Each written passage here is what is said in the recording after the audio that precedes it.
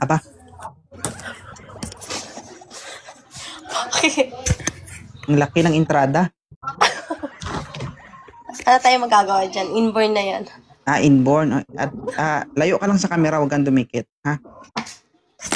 Ay. Mabigat eh. Ay, hindi naman. Sakto lang. Oo. Pangalan ni ma'am?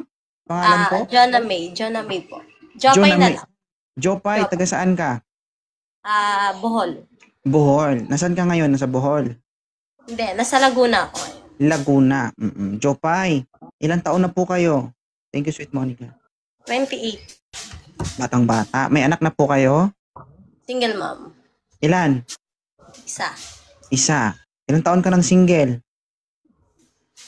4 months. 4 months. Okay na yan? Baka namamaga pa yan. Uy, grabe siya. Galing ko nga Taiwan. Taiwan kasama. Okay. So, tanong ko sa'yo, kailan ka huling nakanunok ng gatas? Lunok talaga. Lamon, gusto mo? Hindi ako lumulunok. Hindi ka lumulunok? Hindi. Yun yung rason bakit ka iniwan. Yote. Alam mo ba yung gatas, napaka-importante sa katawan ng tao? Hindi naman nilulunok ko yun. Healthy ka sa panlabas na anyo, pero contaminated na yung loob mo, Inday. Uy, hindi nilulunok yung yatay. Hindi nilulunok ang gatas?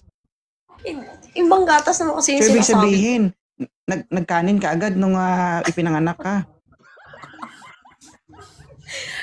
Natural, hindi, Cerelac muna. Ang tanong, nagkaroon ka ng anak, tama? Oo. Hindi mo ba pinadede? Pinadede, pero iba kasi yung sinasabi mo. Ikaw Loko-loko. ang sabi nun, hindi ako.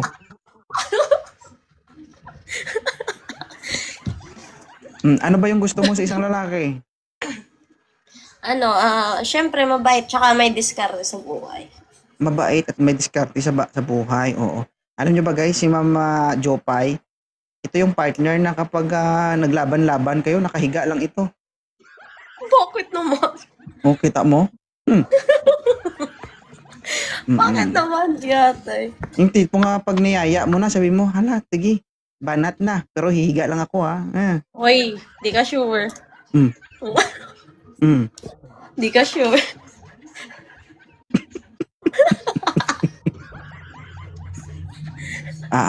Yung may diskarte sa buhay, ang gusto mo sa isang lalaki. Kasi 28, no? 28 years old, naghahanap ng may diskarte sa buhay.